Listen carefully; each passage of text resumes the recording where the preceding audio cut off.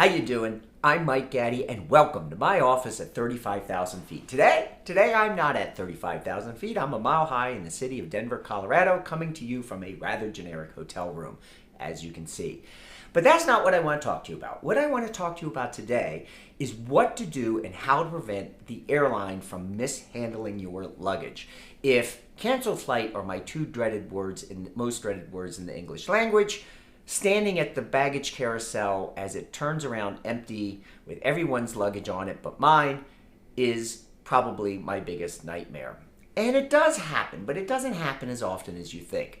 For me, it happens about once a year. And that's pretty remarkable because I fly between 50 and 100 flights a year.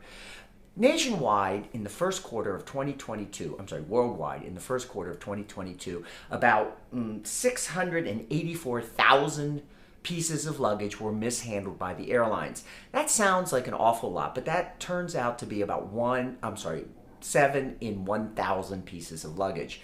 Your odds of the luggage being mishandled go up dramatically if your flight is canceled, and we'll get to that in a second. According to Peter Greenberg, who's the travel editor for CBS News, and says there are two types of luggage: carry-on and lost. And that's not actually very accurate. For work, I have to check my equipment as luggage, so I really don't have the option of carrying anything other than the electronics and the cameras on. So how do I prevent catastrophe from happening on every trip? Here's what I do.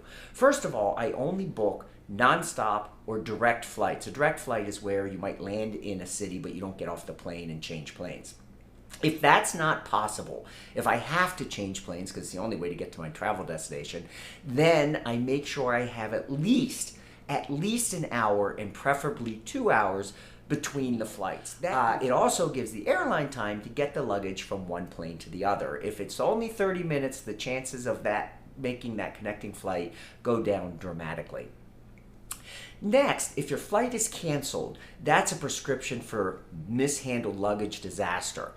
And that's because what happens when your flight is canceled is that the airlines will immediately reroute your luggage, not to the flight that they put you on or the flights that they put you on, but rather to the next nonstop flight to your original travel destination. Well, that can be a big problem if your next nonstop flight to the original travel destination is tomorrow or the next day. And that's when you run into really massive luggage delays, and that happens a lot, especially on European flights. So if you have a canceled flight, you can ask the airline to pull your luggage and recheck it to travel with you. They won't do it automatically, but they do need about 2 hours time in order for that process to happen. And they're not exactly enthusiastic about doing it, but you can ask and you can try, and it might be worth the effort. That's what I do, and with my baggages being uniquely marked with media spray painted on the outside, it's easy for them to spy which bags are mine and take them and get them on the correct plane. That reminds me, make sure when you're traveling your bags are well marked, that you have luggage tags in place, and try to travel with luggage that is unique looking, not just a black suitcase. Anyway, that's it for this week's episode. I hope you'll join me next time when we talk about what to do to make life easier as you're traveling at 35,000 feet. Talk to you soon.